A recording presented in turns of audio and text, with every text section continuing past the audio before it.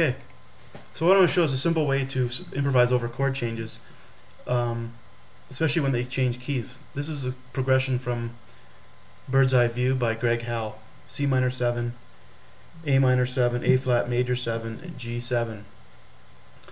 By superimposing a arpeggio, you can just stick to one or two kind of ideas and just focus on those during your solo. So instead of getting bogged down in all the scales that change as the chords fly by, you just pick a simple structure. It has a certain shape on the fretboard. So the first one, I'm going to pull up the diagram here, is a you can see here major 7 arpeggio. So we're on the C minor 7, we're starting on the minor 3rd, the E flat. I go down to the major 7 to the D. Slide.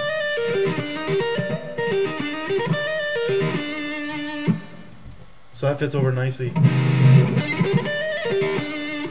Then down to A minor 7, we just shift it down.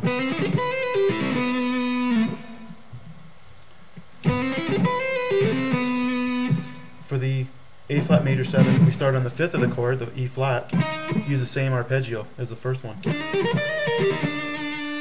So there we get to reuse the arpeggio or the shape that we've already used, and then over the G7 or the G7 altered,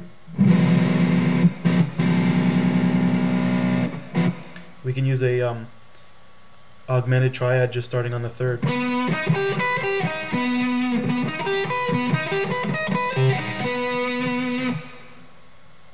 So the nice thing is, for this entire progression, I'm just focusing on these shapes. Now, you don't have to just play them up and down.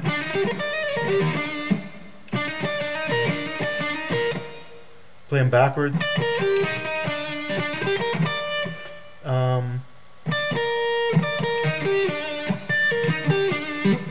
Just play bits of it.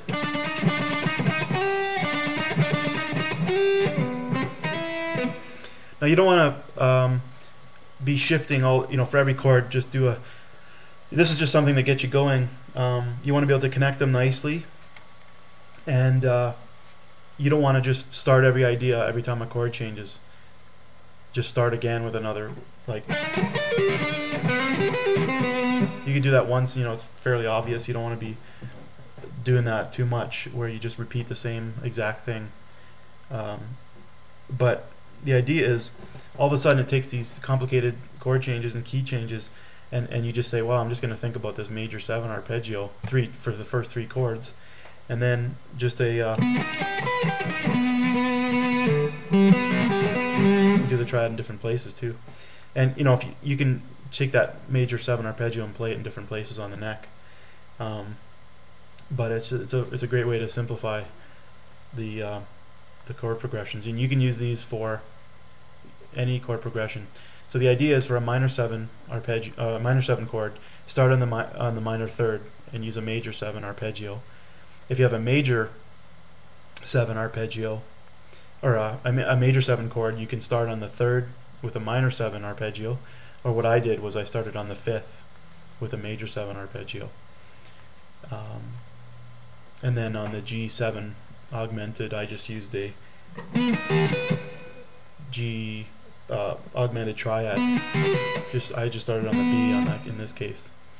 So you just superimpose a arpeggio. Note that they have a shape on the fretboard which you can move to other chords. So hopefully that'll help you simplify your chord progressions and your soloing. See you guys.